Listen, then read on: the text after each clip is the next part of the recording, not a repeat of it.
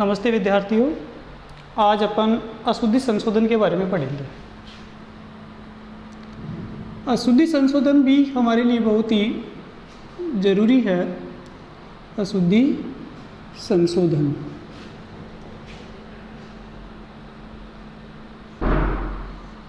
अब अशुद्धि संशोधन किस प्रकार से करते हैं?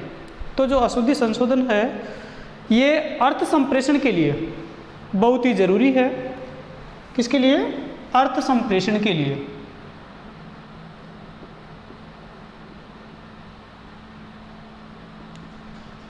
अर्थ संप्रेषण के लिए क्या अशुद्धि संशोधन बहुत ही आवश्यक है।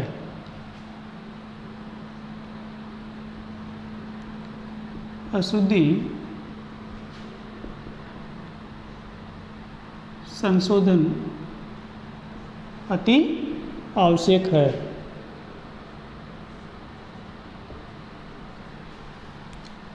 तो अर्थ संप्रेषण मतलब कोई भी अर्थ जानने के लिए और उस अर्थ को जानकर के उसका जो एक व्यक्ति से दूसरे व्यक्ति तक जो बात कही जाती है वो बिल्कुल शुद्ध होनी चाहिए, सही होनी चाहिए। तो ये जो बात सही है, वाक्य शुद्ध है या अशुद्ध है, वो कब निर्भर करता है? जब हम इस बात को तब निर्भर करेंगे या उस बात के बारे में हम तब जानेंगे जब हमें व्याकरण का पूरी जानकारी होगी। क्योंकि ये जो वाक्य शुद्धि है ये व्याकरण के ऊपर आश्रित है, व्याकरण के ऊपर निर्भर है। जब हमें व्याकरण की पूरी जानकारी होगी तो ही हमारी अशुद्धि संशोधन होगी। अशुद्धि जो संशोधन है वो कब? जब वाक्य रचना कर रहे हैं, उस वाक्य रचना में सार्थक और जो निरर्थक है उन दोनों बातों के ऊपर निर्भर करता है। अशुद्धि संशोधन सार्थक और जो निरर्थक बातें हैं इन दोनों के ऊपर निर्भर करता है। तो जो भी बात है उसमें जो वाक्य है वो सुसंगत यानी जो शब्द है उस शब्दों के मध्य संगति होनी आवश्यक है। अब वो संगति कैसे की होनी चाहिए? तो सबसे पहले वाक्य में क्या होना चाहिए? कर्ता होना चाहिए। क्या? कर्ता। फिर कर्ता का विस्तार होना चाहिए, कर्ता का विस्तार। उसके बाद कर्म, फिर कर्म का विस्तार, फिर क्रिया, फिर क्रिया का विस्तार।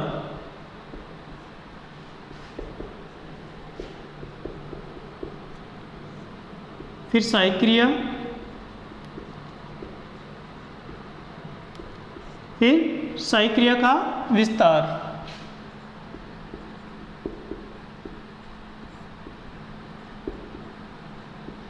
सहायक क्रिया का विस्तार। तो इस प्रकार से अपना वाक्य होना चाहिए। अगर इसको संगति में नहीं रखा जाता है, सुसंगति में नहीं रखा जाता है तो अपना वाक्य क्या होता है? गलत होता है। इसलिए जो वाक्य लिख रहे हैं वो शुद्ध होने के लिए, शुद्ध करने के लिए, शुद्ध रहने के लिए हमें किन किन का? कर्ता, कर्ता का विस्तार यानी कर्ता से संबंधित जो अन्य शब्द है वो, फिर कर्म, कर्म से संबंधित अन्य शब्द है उसको, उसके बाद क्रिया, क्रिया से संबंधित जो शब्द है उसको, फिर सहायक क्रिया और सहायक क्रिया से संबंधित अन्य कोई सहायक क्रियाएं हैं तो उसको लिखा जाता है। अगर वाक्य लिखते समय इसको इधर उधर लिख दिया जाता है, इसका क्रम सही नहीं होता है तो वाक्य क्या होता है? अशुद्ध होता है। अब ये जो अशुद्धि संशोधन है वो अनेक प्रकार से होते हैं कि जैसे संज्ञा के आधार पर अशुद्धि संशोधन होता है, सर्वनाम के आधार पर अशुद्धि संशोधन होता है, विशेषण के आधार पर अशुद्धि संशोधन होता है, क्रिया के आधार पर अशुद्धि संशोधन होता है और अन्य जो पद क्रम है उनके आधार पर भी अशुद्धि संशोधन होता है। तो जो अशुद्धि संशोधन है वो अनेक प्रकार से होता है। तो हमें वाक्य लिखने के लिए व्याकरण का ज्ञान अति आवश्यक है। अगर हमें व्याकरण का ज्ञान नहीं होगा तो हमारे वाक्य लेखन की जो क्रिया है वो शुद्ध नहीं हो पाएगी। इसलिए वाक्य लेखन के लिए हमें व्याकरण का ज्ञान अति आवश्यक है। दोबारा से देखिए, क्या करना है कि अर्थ संप्रेषण की दृष्टि से वाक्य का विशेष महत्व होता है और वाक्य रचना में पदों का सार्थक और सुसंगत प्रयोग करने के लिए हमें किसकी आवश्यकता होती है? प्रयोग करने के लिए शुद्ध, उस वाक्य को शुद्ध माना जाता है। कब? जब वाक्य सार्थक हो और सुसंगत हो तो ही वाक्य क्या होता है? शुद्ध माना जाता है। यानी वाक्य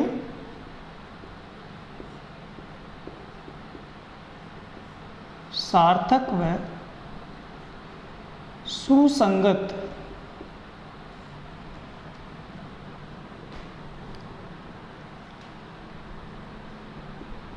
हो तो वह वाक्य क्या माना जाता है? शुद्ध माना जाता है।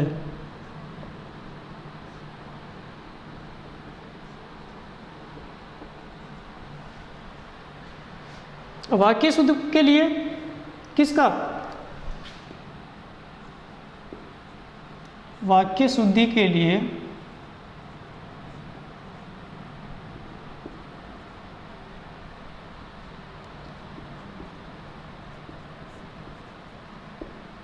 व्याकरण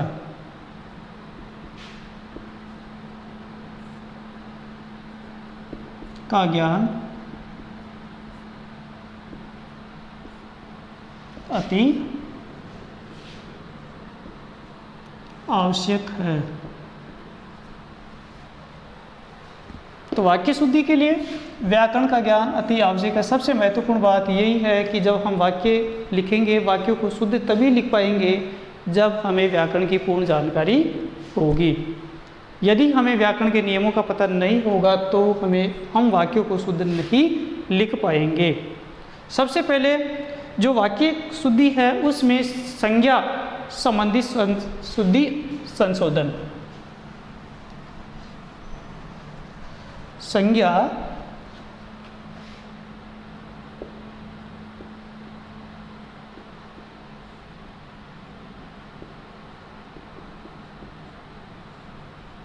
संबंधी अशुद्धि संशोधन। संज्ञा संबंधी अशुद्धि संशोधन। अब संज्ञा संबंधी अशुद्धि संशोधन में क्या करते हैं कि सही शब्दों का प्रयोग करते समय हमें अनेक प्रकार की क्या हो जाती है? अशुद्धियाँ हो जाती है। सही शब्दों का प्रयोग करने पर हमारे से कई प्रकार की अशुद्धियाँ हो जाती है। उस अशुद्धियों को सही करने के लिए क्या किसकी आवश्यकता होती है? संज्ञा शब्दों का ज्ञान होना अति आवश्यक है। संज्ञा संबंधी अशुद्धि संशोधन में संज्ञा का ज्ञान अति आवश्यक है। यानी संज्ञा से संबंधित हमें पूरी जानकारी होना अति आवश्यक है। इसमें क्या संज्ञा का अनावश्यक प्रयोग करने से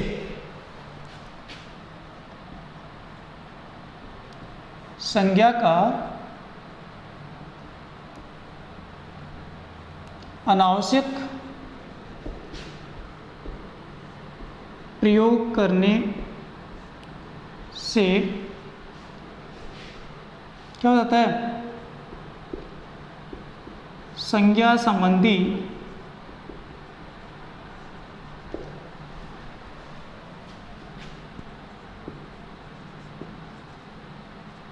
अशुद्धि हो जाती है। क्या? सबसे पहली बात तो यह है कि संज्ञा का ज्ञान हमें बहुत ही आवश्यक है और संज्ञा का हमें ज्ञान होगा तो हम क्या करेंगे? अनावश्यक बातों का प्रयोग नहीं करेंगे। अब संज्ञा का अनावश्यक प्रयोग कर देते हैं। कई बार क्या करते हैं, हम संज्ञा से संबंधित एक शब्द लिख कर के उसी के समानार्थी हम दूसरा शब्द लिख देते हैं। तो वहाँ पर वह वाक्य क्या हो जाता है, गलत हो जाता है। एक शब्द लिखने के बाद जब हम उसी कर्ता या उसी संज्ञा शब्द से संबंधित हम किसी दूसरे शब्द को लिख देते हैं तो वह वाक्य में क्या हो जाती है, अशुद्धि हो जाती है। जैसे हिमालय पर्वत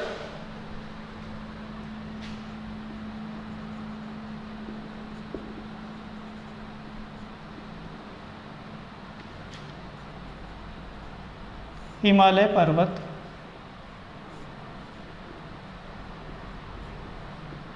बर्फ से ढका है, ढका हुआ है।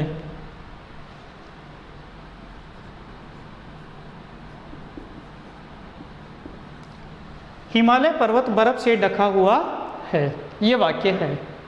अब ये वाक्य संज्ञा संबंधी जो है उसके हिसाब से क्या है, अशुद्ध है। अब इसमें कहाँ अशुद्धि है, इस बात को हमें पहचान करनी है। तो हिमालय जो पर्वत है ये क्या है, संज्ञा शब्द है। क्या है ये, संज्ञा शब्द है। तो हिमालय किसका नाम है, पर्वत का नाम है।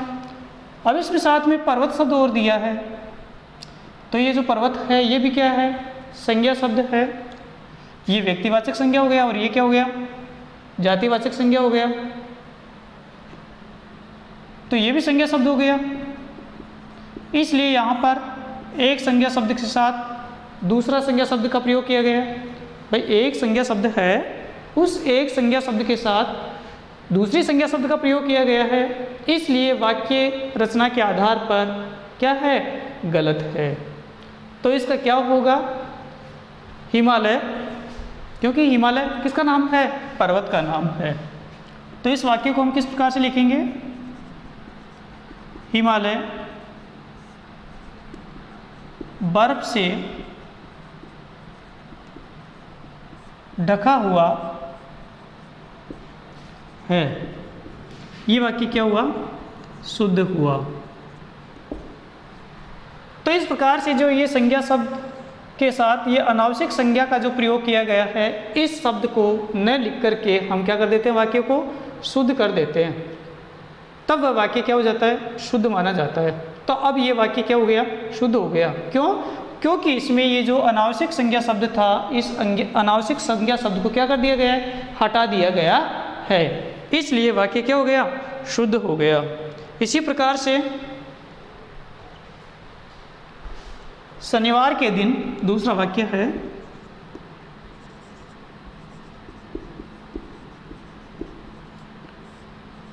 शनिवार के दिन अवकाश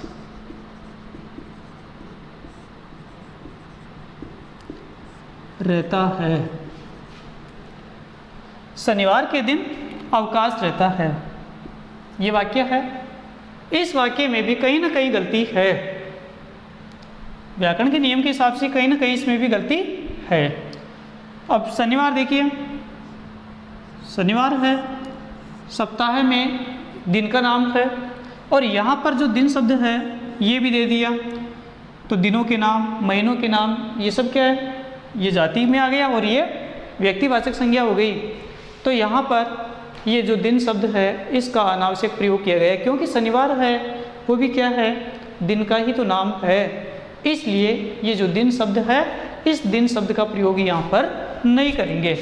तो इसको किस प्रकार से लिखा जाएगा,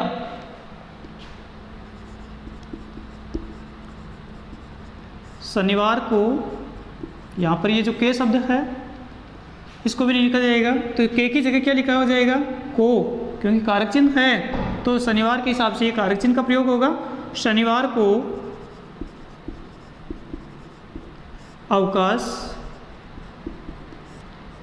रहता है, तो ये वाक्य अशुद्ध हुआ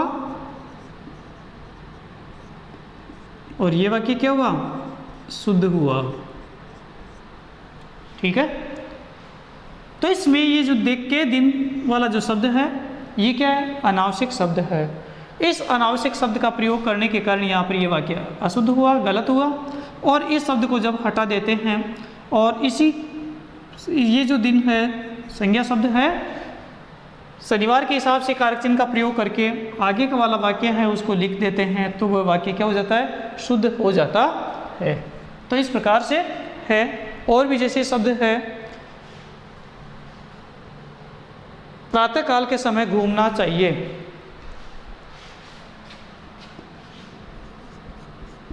प्रातः काल के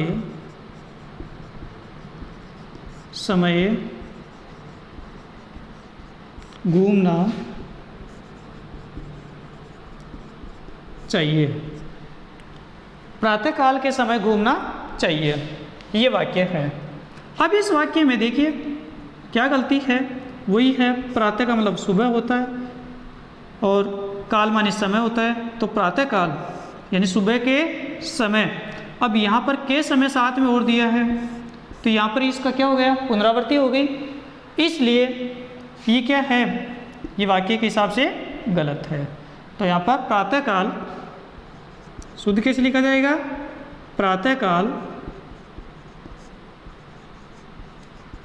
घूमना चाहिए, क्योंकि कालमानी समय होता है, तो इसलिए इसको कैसे लिखेंगे, प्रातः काल घूमना चाहिए। तो जो के समय शब्द है, इस के समय शब्द को हटा देंगे। तो इस प्रकार से संज्ञा शब्द में जो अनावश्यक शब्द का प्रयोग किया जाता है, तो उस अनावश्यक शब्द का प्रयोग न करके जो वास्तविक शब्द है उसको लिख करके ही हम वाक्य को लिख देते हैं, तो वो वाक्य क्या हो जाता है, शुद्ध हो जाता है। अन्यथा अगर उसमें हम पुनरावृत्ति करते हैं तो वाक्य क्या होता है, अशुद्ध ही माना जाता है। तो अब ये वाक्य क्या हो गया, शुद्ध हो गया। तो इस प्रकार से हम संज्ञा संबंधी अशुद्धि संशोधन करते हैं।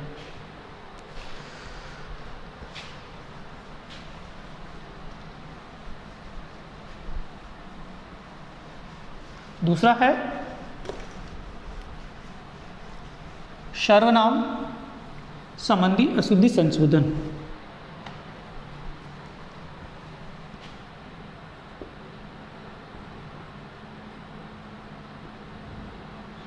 सर्वनाम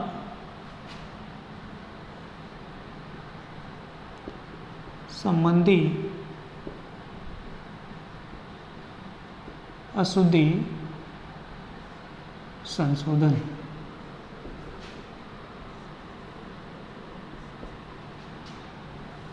सर्वनाम संबंधी अशुद्धि संशोधन। अब यह है कि सर्वनाम क्या है, तो संज्ञा के स्थान पर प्रयुक्त होने वाले शब्दों को क्या कहते हैं, सर्वनाम कहते हैं। संज्ञा के स्थान पर प्रयुक्त होने वाले शब्दों को सर्वनाम कहते हैं। जैसे राम, मोहन, श्याम, ये तो क्या है, संज्ञा शब्द है। लेकिन इसके स्थान पर जैसे यह, वह, वे, कौन, इस प्रकार के जब शब्दों का प्रयोग किया जाता है तो वह क्या हो गया, सर्वनाम शब्द हो गया। तो सर्वनाम संबंधी अशुद्धि कब होती है, तो सर्वनाम का प्रयोग करते समय लिंग, वचन और पुरुष, किसका, सर्वनाम शब्दों का प्रयोग करते समय सर्वनाम शब्दों का प्रयोग करते समय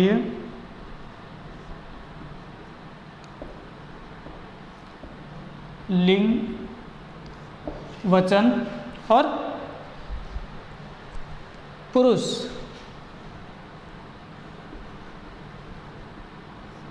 इनका ज्ञान होना आवश्यक है। लिंग, वचन, पुरुष का ध्यान होना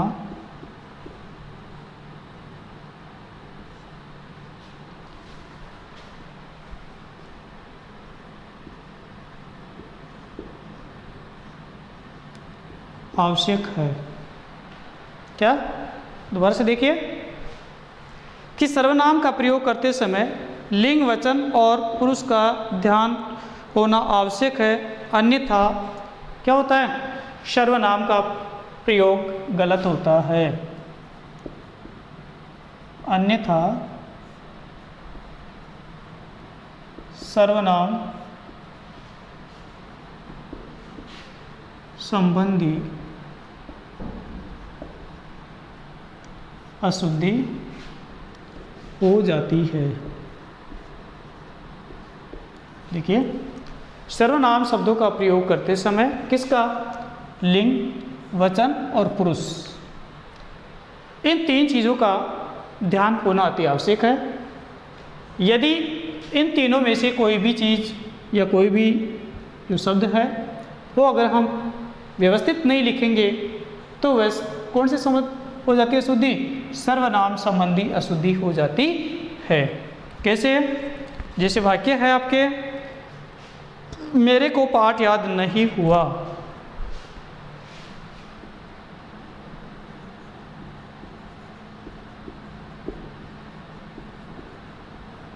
मेरे को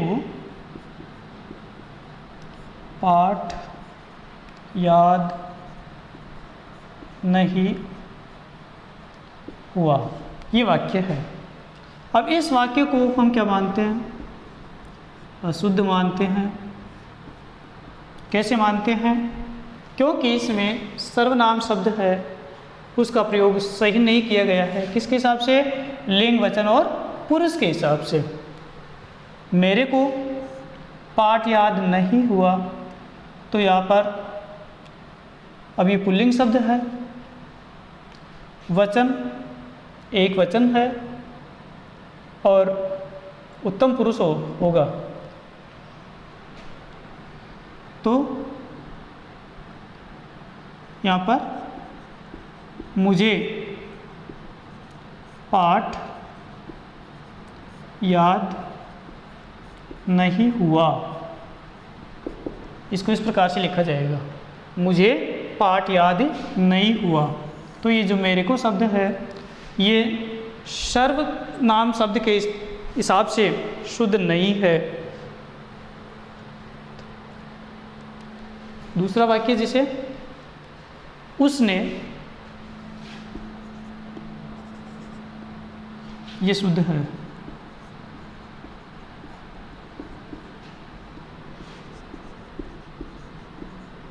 उसने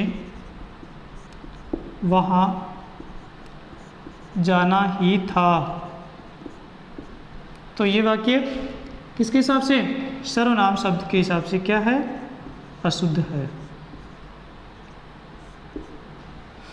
सर्वनाम शब्द के हिसाब से क्या है? अशुद्ध है। तो उसने वहाँ जाना ही था, तो लिंग पुल्लिंग है, वचन एक वचन है।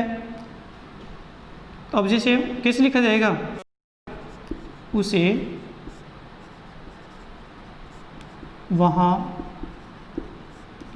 जाना ही था, इस प्रकार से वाक्य शुद्ध होगा। उसे वहाँ जाना ही था, इस प्रकार से ये वाक्य शुद्ध होगा। इसी प्रकार जैसे दूध में, तीसरा वाक्य लिख दो,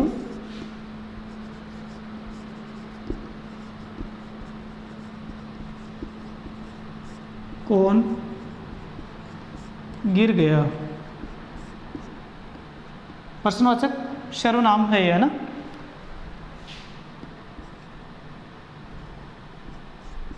कौन सा है? प्रश्नवाचक। तो इसको किस प्रकार से लिखेंगे? दूध में ये जो कौन शब्द है इसकी जगह क्या होगा? क्या लिखा जाएगा? दूध में क्या गिर गया, ये क्या होगा? शुद्ध होगा। प्रश्नवाचक चिन्ह है तो प्रश्नवाचक शब्द आया है तो यहाँ पर भी प्रश्नवाचक चिन्ह होगा, तो ये शुद्ध होगा। ठीक है? तो इस प्रकार से जो सर्वनाम संबंधी अशुद्धि है उसका संशोधन कब किया जा सकता है? जब हमें सर्वनाम की पूर्ण जानकारी हो और उसके लिंग, वचन और पुरुष इन तीनों के हमें पूर्ण जानकारी होगी और वाक्य में इन तीनों के हिसाब से ही हम वाक्य लिखेंगे तो वो वाक्य क्या होगा? सही होगा। अन्यथा वो क्या हो जाता है? गलत माना जाता है। अब जैसे इसमें क्या की जगह क्या लिखा गया, कौन लिखा गया। अब कौन तो कोई भी हो सकता है, अब क्या तो कोई भी, जैसे मानो अब इसमें कौन में तो जैसे मानो कोई किसी पुरुष का भी नाम आ सकता है, कोई जानवर भी हो सकता है, कोई और भी हो सकता है। अब क्या गिरा है तो ये क्या शब्द इसमें व्यवस्थित बैठता है इस कर्ता के हिसाब से। इसी प्रकार उसने वहाँ जाना ही था, तो यहाँ पर उसने शब्द है वो अटपटा सा लगता है, यहाँ पर जाना ही था। तो इस शब्द के हिसाब से हम देखते हैं, जो क्रिया है उसके हिसाब से देखते हैं, तो उसे वहाँ जाना ही था, इस हिसाब से ये वाक्य लिखा जाता है।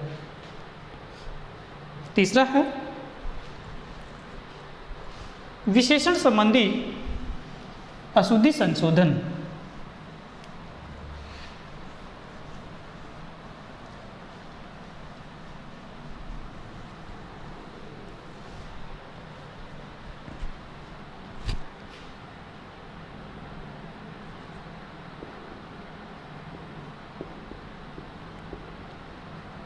विशेषण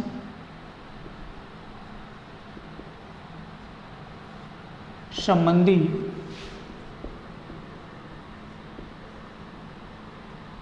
अशुद्धि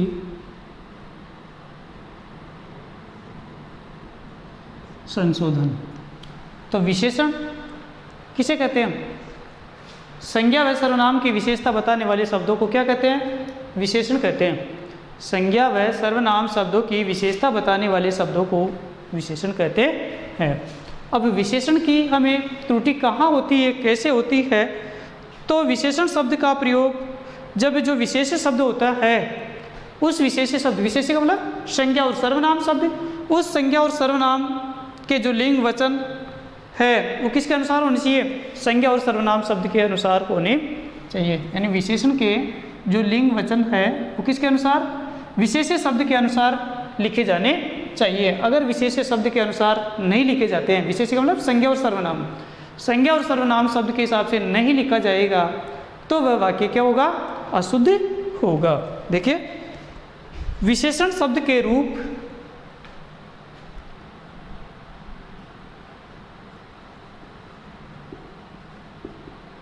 विशेषण शब्द के रूप विशेष्य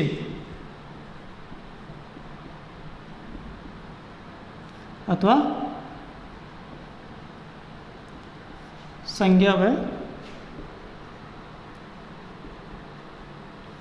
सर्वनाम के अनुसार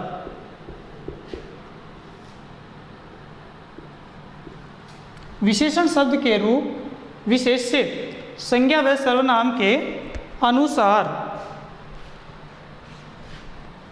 संज्ञा व सर्वनाम के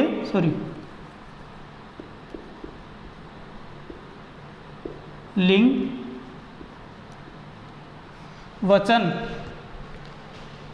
लिंग वचन के अनुसार प्रयुक्त होते हैं। लिंग वचन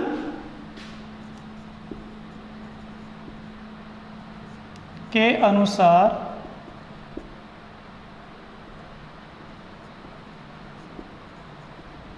प्रयुक्त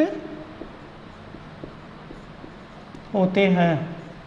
विशेषण शब्द के जो रूप है उसमें जो विशेष्य है, विशेष्य का मतलब संज्ञा और सर्वनाम है। दोबारा देखना, विशेषण शब्द के जो रूप है उसमें जो विशेष्य है वो किसके? संज्ञा और सर्वनाम का जो लिंग वचन है, इस लिंग और वचन के अनुसार ही प्रयुक्त किए जाते हैं।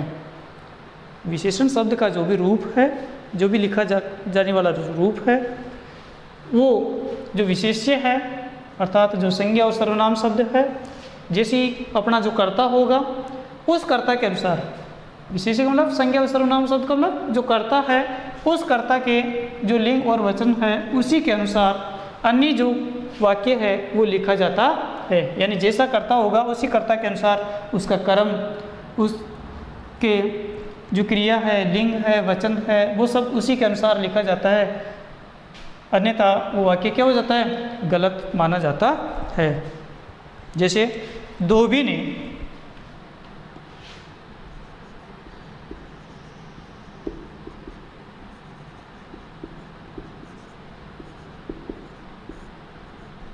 धोबी ने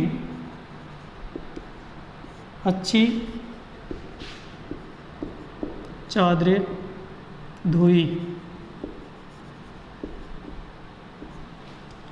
धोबी ने अच्छी चादरें धोई। तो यहाँ पर इसके हिसाब से करता है, ये कर्म हो गया और ये क्या हो गया, इसका विशेषण शब्द हो गया, है ना।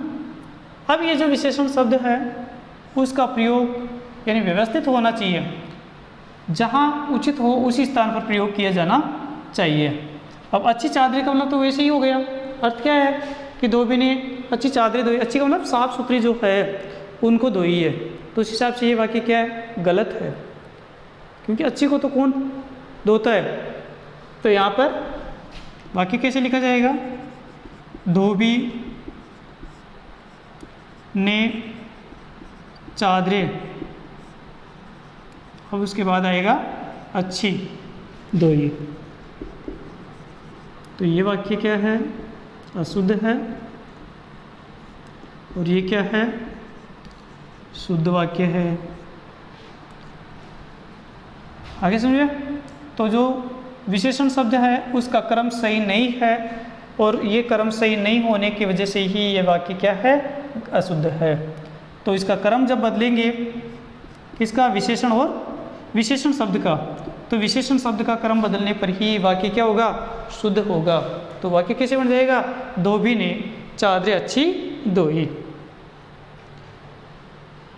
कोहिनूर एक अमूल्य हीरा है। दूसरा वाक्य है जिसे कोहिनूर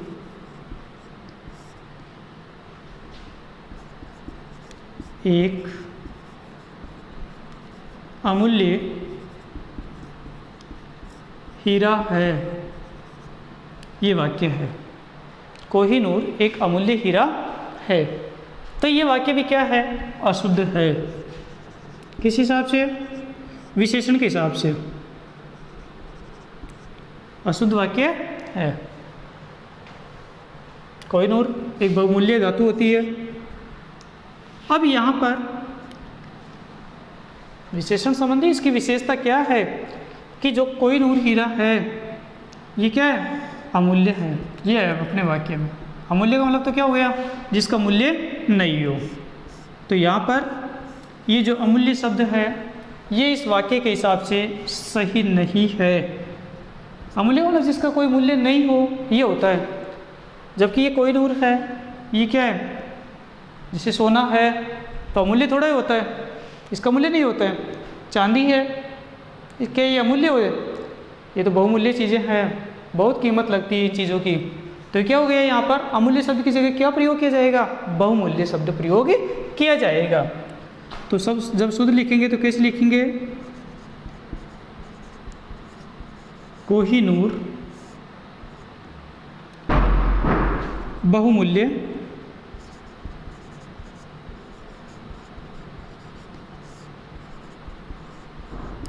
हीरा है। तो एक अमूल्य वस्तु, ये अमूल्य शब्द है, एक अमूल्य शब्द है, इसकी जगह कोहिनूर बहुमूल्य हीरा है। सॉरी, एक है, एक होगा ना, कोहिनूर एक बहुमूल्य हीरा है। इस प्रकार से इसको शुद्ध करके लिखा जाएगा। तो ये शुद्ध हो गया। तो जब वाक्य में यानी एक शब्द के स्थान पर जब दूसरा शब्द अशुद्ध लिखा जाता है तो वहाँ पर ऐसा शब्द हो जाता है। दूसरा वाक्य है जैसे महादेवी वर्मा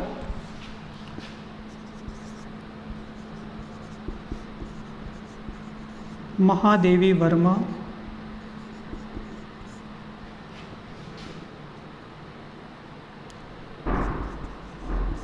एक विद्वान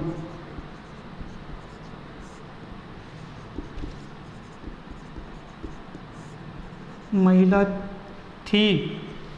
महादेवी वर्मा एक विद्वान महिला थी।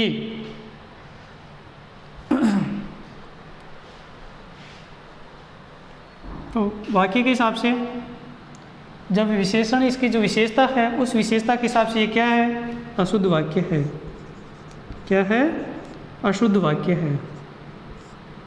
इसको शुद्ध करने के लिए क्या किया जाएगा, महादेवी वर्मा एक विद्वान है, ये पुल्लिंग शब्द है क्योंकि लिंग के हिसाब से ये पुल्लिंग शब्द है, तो इस पुल्लिंग शब्द के स्थान पर क्या हो जाएगा, स्त्रीलिंग बदल हो जाएगा, लिंग बदल दिया जाएगा, तो यहाँ पर विद्वान की जगह क्या हो जाएगा, विदुषी शब्द हो जाएगा। क्योंकि कोई भी महान व्यक्ति होता है उसके लिए विद्वान शब्द का प्रयोग किया जाता है, लेकिन जो स्त्रीलिंग शब्द है इस स्त्रीलिंग शब्द के लिए विद्वान की जगह क्या होता है, विदुषी शब्द लिखा जाता है। इसलिए इस वाक्य को कैसे लिखेंगे, महादेवी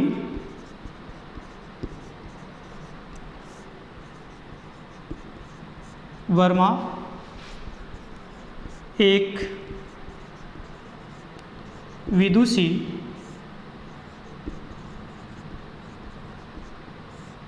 महिला थी।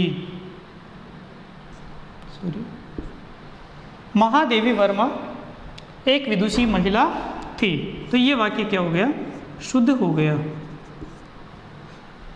कैसे हुआ, क्योंकि जो अर्थ एक ही है लेकिन लिंग के हिसाब से ये वाक्य नहीं बैठता है, क्योंकि लिंग के हिसाब से ये जो शब्द है ये पुल्लिंग शब्द के साथ लिखा जाता है और ये जो शब्द है वो स्त्रीलिंग शब्द के साथ लिखा जाता है। बस केवल ये इतना सा लिखने पर ही वो वाक्य क्या हो जाता है, अशुद्ध हो जाता है। तो जिस प्रकार के लिंग होते हैं उसी लिंग के अनुसार शब्द को लिखा जाता है। अगर लिंग के हिसाब से और वचन के हिसाब से शब्द को नहीं लिखते हैं तो वो वाक्य अशुद्ध हो जाता है। इसी प्रकार से ये जैसे यहाँ ऊपर था अमूल्य, अमूल्य का मतलब होता है जिसका कोई मूल्य नहीं हो, और बहुमूल्य का मतलब हो गया जिसका बहुत अधिक मूल्य हो। तो यहाँ पर बहुमूल्य शब्द की जगह अमूल्य शब्द लिखा जाने के कारण वो शब्द क्या हो जाता है, अशुद्ध हो जाता है।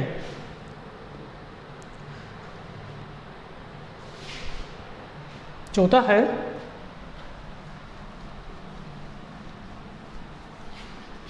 क्रिया से संबंधित अशुद्धि संशोधन।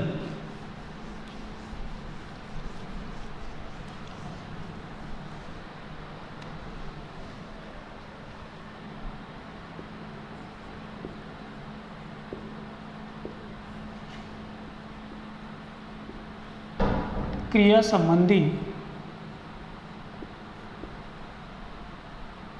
अशुद्धि संशोधन। क्रिया संबंधी अशुद्धि संशोधन। अब क्रिया संबंधी अशुद्धि संशोधन किस प्रकार से होता है, क्रिया संबंधी अशुद्धि किस प्रकार से होती है, तो वाक्य का जो प्रयोग है हम किसके आधार पर, कर्म और भाव, लिंग, वचन आदि के अनुसार करते हैं। वाक्य में क्रिया का प्रयोग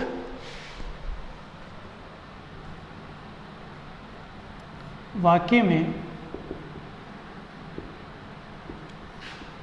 क्रिया का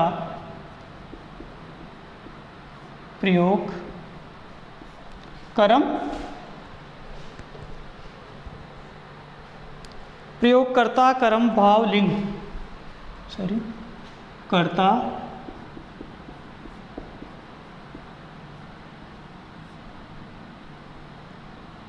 कर्ता, कर्म,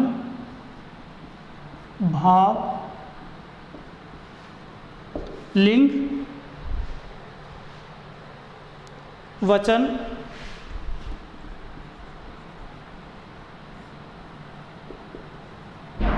आदि के अनुसार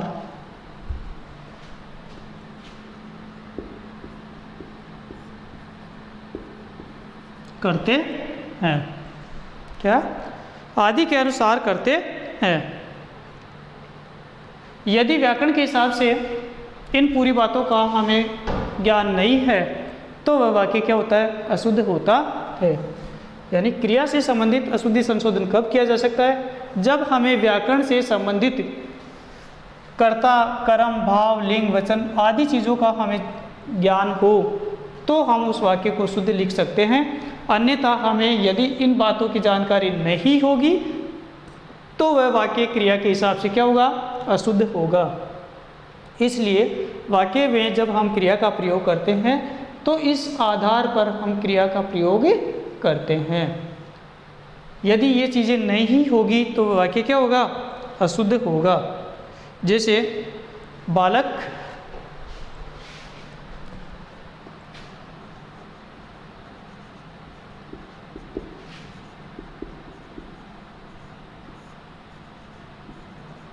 दूध खाकर सो गया, ये वाक्य है। तो वाक्य में बताया था ऊपर कि वाक्य में क्रिया का प्रयोग किसके अनुसार होना चाहिए? कर्ता, कर्म, भाव, लिंग, वचन के अनुसार होने चाहिए। यदि इनके अनुसार नहीं है तो वाक्य क्या है? अशुद्ध है। अब इसमें बालक शब्द है, सही है, कर्ता है, संज्ञा शब्द है, दूध शब्द है, वो क्या है? कर्म हो गया। क्या हो गया? कर्म हो गया। खाना है, वो क्या है? क्रिया है। और सो गया तो खाकर सो गया, तो ये क्या हो गया? साई क्रिया हो गई। अब इसमें जो बालक करता है वो किस प्रकार का कार्य कर रहा है? उस कर्म के अनुसार, यानी कर्म के अनुसार ये क्रिया होगी। जिस प्रकार का वो कर्म कर रहा है उसी के अनुसार क्रिया होगी।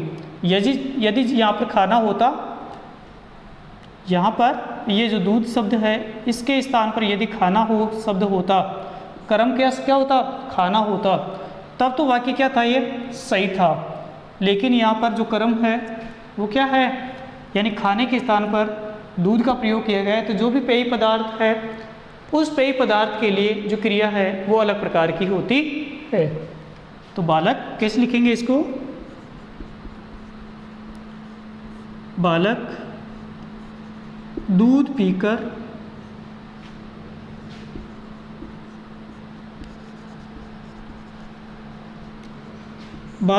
पीकर सो गया। तो इस प्रकार से ये वाक्य क्या हो गया? शुद्ध हो गया। ये क्या है? अशुद्ध है। किसके हिसाब से? कर्म के हिसाब से ये अशुद्ध है। जिस प्रकार का कर्म है उसी के अनुसार उसकी क्रिया भी होनी चाहिए। यदि कर्म के अनुसार क्रिया नहीं है तो वाक्य अशुद्ध है। अब जैसे दूध है, पेय पदार्थ है, पीने योग्य पदार्थ है, तो क्रिया भी वैसे ही होगी। और खाने से संबंधित जैसे फल शब्द है, खाना है, तो यहाँ पर फल या खाना शब्द है तो वहाँ पर खाकर सो गया। जैसे बालक दूध की जगह जैसे मानो फल खाकर सो गया, बालक खाना खाकर सो गया। तो इस प्रकार से है। तो यहाँ पर जैसा कर्म होता उसी के अनुसार वो क्रिया होती है। इसी प्रकार से जैसे अन्य उदाहरण है, खेतों की फसल सूखी पड़ी है।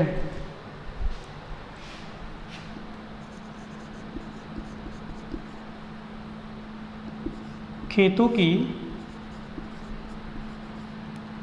फसल सूखी पड़ी है, तो ये वाक्य भी क्या है? अशुद्ध है। पड़ी थोड़ी होती है। कैसे लिखेंगे इसको? खेतों की फसल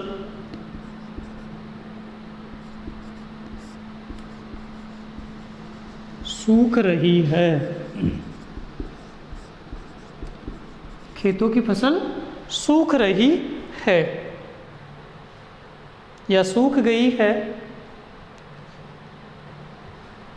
सूख सही है, सूख रही है ये भी हो सकता है, और सूख गई है शब्द भी लिखा जा सकता है। तो यहाँ पर पड़ी जो शब्द है, इस पड़ी शब्द के स्थान पर सूख गई है या सूख रही है, इस हिसाब से ये वाक्य क्या हुआ? शुद्ध हुआ। तो जैसा इसी प्रकार से वह कंबल लपेटकर सो गया।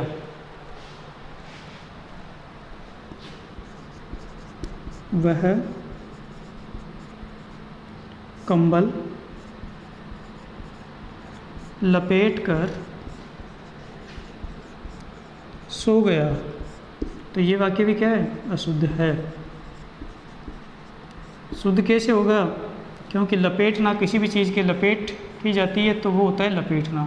अब यहाँ पर किसी व्यक्ति विशेष के लिए प्रयोग किया गया है, तो इसलिए यहाँ पर लपेटने शब्द की जगह क्या होगा, ओढ़ कर। तो वह कंबल ओढ़ कर सो गया। तो इस प्रकार से ये वाक्य लिखा जाएगा।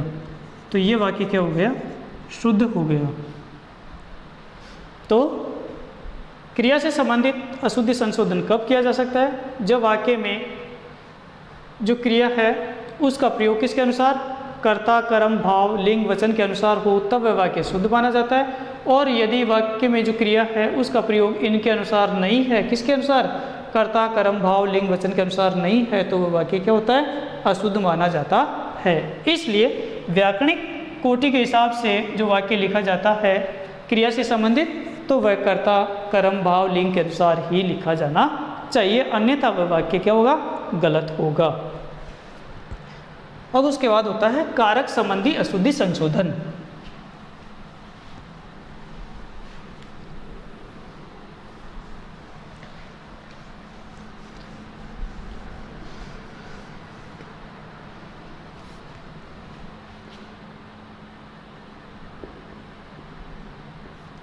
कारक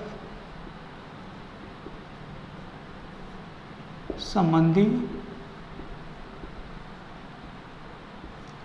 अशुद्धि संशोधन, कौन सा पांचवा हो गया, कारक संबंधी अशुद्धि संशोधन। तो कारक संबंधी अशुद्धि संशोधन किस प्रकार से होता है, जब हम वाक्य में कारक से संबंधित वाक्य लिख रहे हैं, यदि वह कारक चिन्ह है वो कर्ता या कर्म के अनुसार नहीं होता है, तो वहाँ पर भी क्या होता है, अशुद्धि संशोधन अशुद्धि माना जाता है। यदि जैसे मान लो कर्ता किस प्रकार का है और उसका कारक चिन्ह किस प्रकार से लगा दिया, कर्म क्या है और कर्म का जो चिन्ह है वो कोई दूसरा लगा दिया, तो वो वाक्य क्या होगा, अशुद्ध होगा। इसलिए वाक्य में जो कारक चिन्ह है वो कर्ता और कर्म के अनुसार ही होने चाहिए।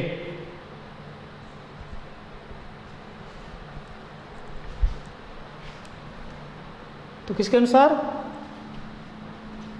वाक्य लेखन में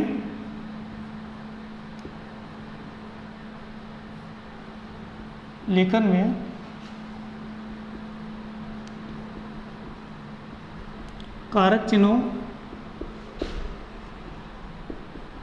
का प्रयोग कर्ता व कर्म के अनुसार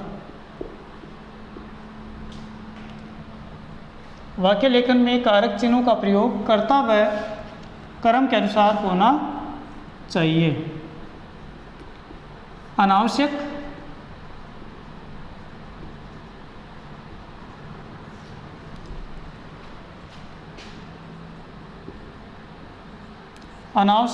कारक चिन्हों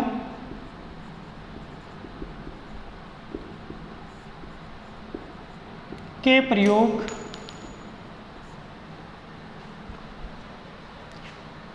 अनावश्यक कारक चिन्हों के प्रयोग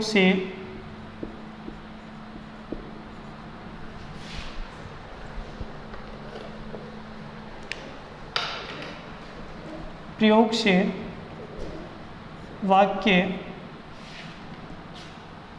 क्या माना जाता है, अशुद्ध माना जाता है।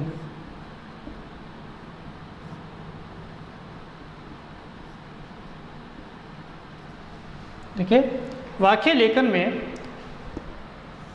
कारक चिन्हों का प्रयोग किसके अनुसार, कर्ता व कर्म के अनुसार ही होना चाहिए। अगर हम कर्ता व कर्म के अनुसार कारक चिन्हों का प्रयोग नहीं करते हैं और कोई अनावश्यक शब्द का ही प्रयोग करते हैं, तो वाक्य क्या हो जाता है, गलत माना जाता है। इसलिए वाक्य में कर्ता और कर्म के अनुसार ही वह वाक्य होना चाहिए। जैसे वह कहा तब मैं गया, वह कहा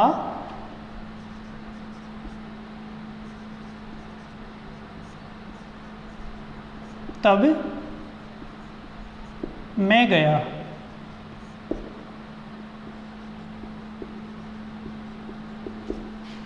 यह शुद्ध वाक्य है।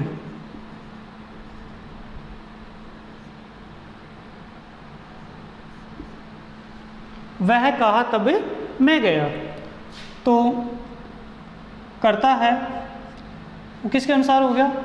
कारक चिन्ह। तो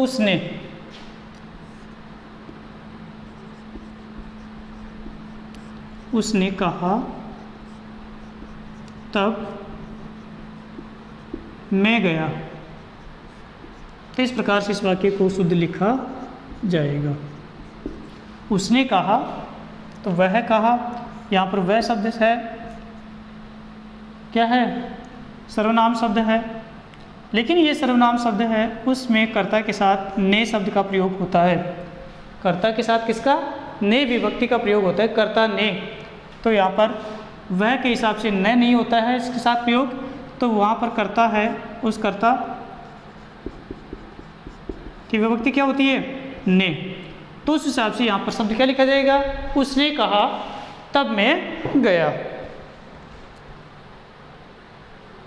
दूसरा वाक्य है, रात को पहरेदार सो गया। रात को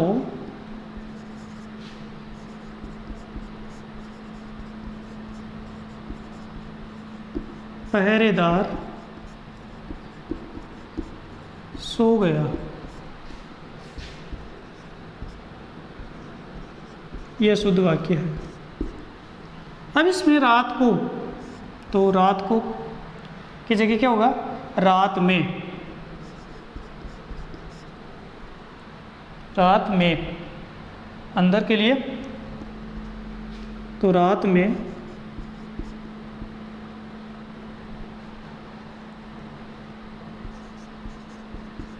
पहरेदार सो गया। इस प्रकार से वाक्य क्या होगा? शुद्ध होगा। तो यहाँ पर रात को की जगह क्या हो जाएगा? रात में शब्द हो जाएगा। तो यहाँ पर ये विभक्ति है उसका परिवर्तन हो जाएगा। जैसे आज बजट के ऊपर बहस होगी। तीसरा वाक्य है, आज बजट के ऊपर बहस होगी। बहस का मतलब होता है चर्चा। तो आज बजट पर, तो बजट के ऊपर जो के शब्द है, के ऊपर जो शब्द है, ये क्या है? इस हिसाब से गलत है। तो वाक्य कैसे लिखा जाएगा? आज बजट पर बहस होगी। के ऊपर के स्थान पर क्या होगा? पर। तो आज बजट पर बहस होगी। इस प्रकार से ये वाक्य लिखा जाएगा। तो यहाँ पर को शब्द के स्थान पर में, के अनुसार के ऊपर के स्थान पर शब्द लिखा जाएगा। वह के स्थान पर यहाँ पर उसने शब्द लिखा जाएगा। तो जैसा करता है, जैसा कर्म है, उसी के अनुसार से जो कारक चिन्ह है उसका प्रयोग किया जाता है। लिंग वचन संबंधी अशुद्धि संशोधन। छठा है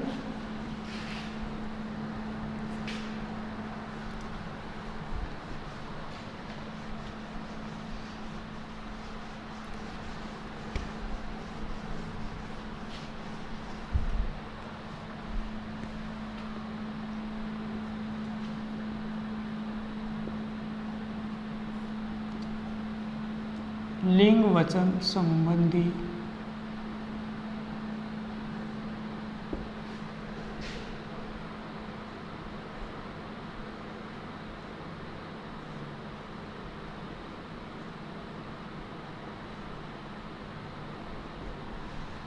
लिंग वचन संबंधी अशुद्धि संशोधन। तो लिंग वचन संबंधी अशुद्धि संशोधन किस प्रकार से होता है?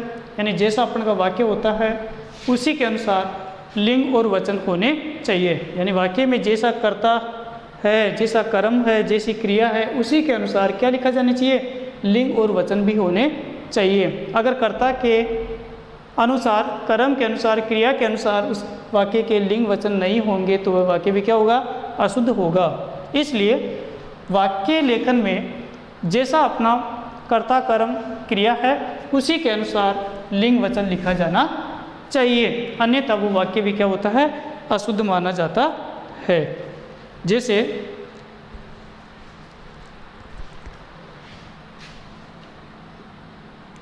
हाथी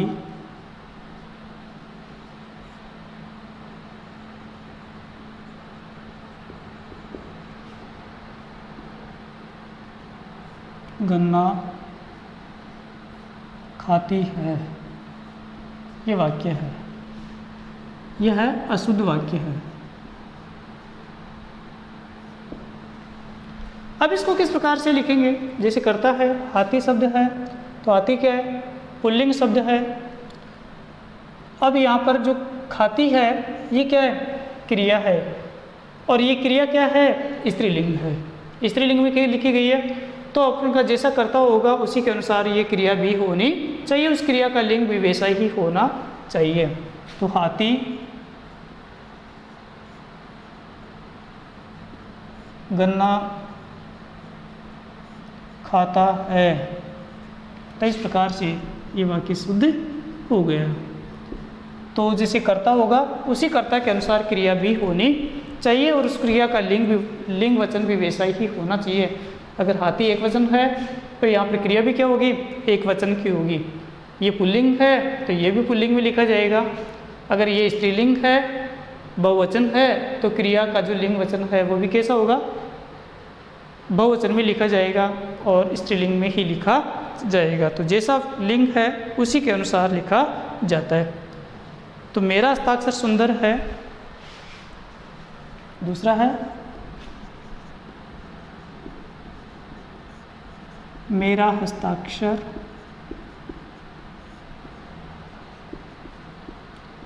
सुंदर है। तो ये वाक्य क्या है? अशुद्ध है। किस हिसाब से? जो ये कर्ता शब्द है उस हिसाब से। सर्वनाम शब्द है, ये यहाँ पर क्रिया के अनुसार नहीं है, तो यहाँ पर क्या हो जाएंगे?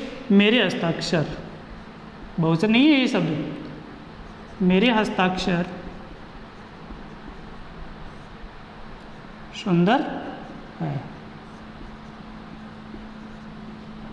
ये नहीं भाई मेरे और मेरा ये बहुवचन हो गया, नहीं ऐसा नहीं है, ये इस क्रिया के हिसाब से ये शब्द ही होगा। तो ये वाक्य हो गया शुद्ध शब्द हो गया। आगे समझ में? तो मेरे हस्ताक्षर सुंदर है। इसी प्रकार से जैसे और है, चारों वेदों के नाम बताओ, चारों वेद के नाम बताओ।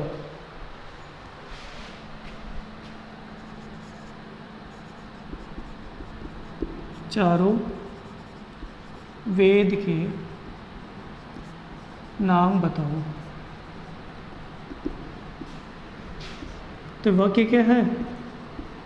अशुद्ध है। क्यों?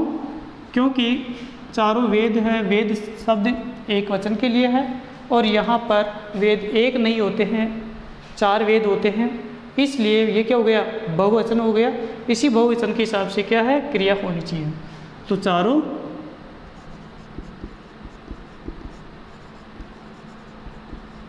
वेदों के नाम बताओ। तो यहाँ पर चारों वेदों के ये चारों शब्द दे दिया, इसी के हिसाब से यहाँ पर जो वेद न लिख करके वेदों शब्द लिखेंगे, क्योंकि वेद एक के लिए होगा और यहाँ चारों के लिए है, तो यहाँ पर क्या होगा? वेदों शब्द होगा। तो यहाँ पर चारों वेदों का प्रयोग किया जाएगा।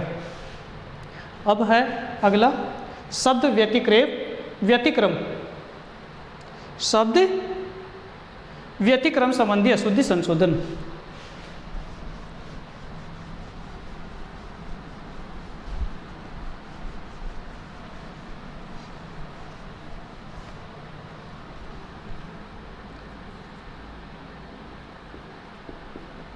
शब्द व्यतिक्रम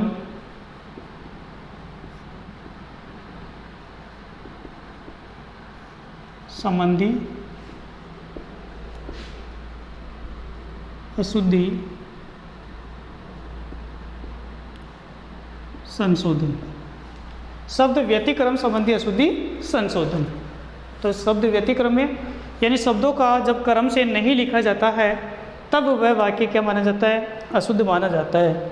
तो शब्द को क्रम से कैसे लिखेंगे, मैंने बताया था शुरू में कि शब्द किसके अनुसार, कर्ता के अनुसार। कर्ता के बाद उसका विस्तार होना चाहिए, फिर क्रम लिखा जाना चाहिए, फिर क्रम का विस्तार लिखा जाना चाहिए, फिर क्रिया का विस्तार, फिर सहायक क्रिया, और सहायक क्रिया से अन्य संबंधित कोई शब्द है तो उसको लिखा जाना चाहिए। उसी हिसाब से ये वाक्य लिखा जाना चाहिए, अन्यथा क्या है, वो वाक्य गलत माना जाता है। जैसे यहाँ शुद्ध गाय का दूध मिलता है,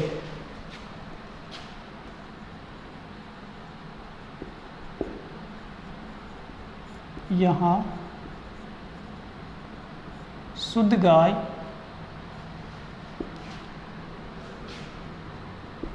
का दूध मिलता है, ये वाक्य है। अब ये वाक्य क्या है, अशुद्ध है।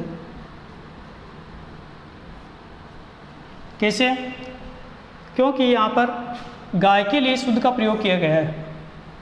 तो गाय तो वैसे ही शुद्ध होती है, गाय कहाँ से अशुद्ध होती है, दूध जरूर अशुद्ध हो सकता है। तो यहाँ पर शब्द किसका प्रयोग होगा, ये जो शुद्ध शब्द है किसके साथ, दूध शब्द के साथ प्रयोग होगा। तो यहाँ गाय का शुद्ध दूध मिलता है, ये शुद्ध हो गया। दूसरा वाक्य है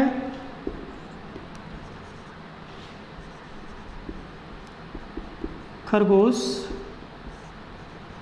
को काटकर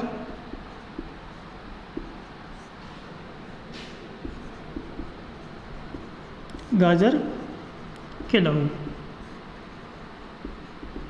ये वाक्य है। ये क्या है, अशुद्ध है। खरगोश को काटकर गाजर खिलाओ, तो यहाँ पर ये काटकर शब्द है वो किसके साथ प्रयुक्त हुआ है, ये खरगोश के साथ प्रयोग हुआ है। तो यहाँ पर जो काटकर शब्द है किसके साथ, खरगोश के साथ प्रयोग हुआ है। तो यहाँ पर ये वाक्य क्या हो गया, गलत हो गया, क्योंकि खरगोश को काटेंगे तो उसको गाजर कहाँ से खाएगा। इसलिए जो काटना शब्द है किसके साथ, गाजर के साथ प्रयोग होगा। तो कैसे लिखा जाएगा, गाजर को काटकर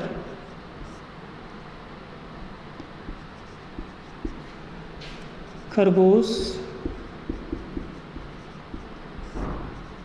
को खिलाओ। अब सही है, क्योंकि इसका क्रम सही हो गया, तो ये हो गया शुद्ध वाक्य हो गया। खरगोश गाजर को काटकर खरगोश को खिलाओ। तो यहाँ पर अब गाजर को काटने के लिए कहा गया है और यहाँ ऊपर किसके लिए, खरगोश को काटने के लिए कहा गया है। तो यहाँ पर ये जो शब्दों का है क्रम है, उलट पुलट करने के कारण उसका अर्थ भी क्या हो जाता है, बदल जाता है। इसलिए शब्दों का क्रम होना अति आवश्यक है। जैसे तीसरा वाक्य है, नेताजी को एक फूलों की माला पहनाओ, ये वाक्य क्या है, अशुद्ध है। तो कैसे लिखा जाएगा, नेताजी को एक फूलों की माला। तो यहाँ पर एक शब्द के लिए है, केवल ये एक फूल के लिए है ये शब्द। एक फूल से माला नहीं बनती है। तो किस प्रकार से लिखा जाएगा, नेताजी को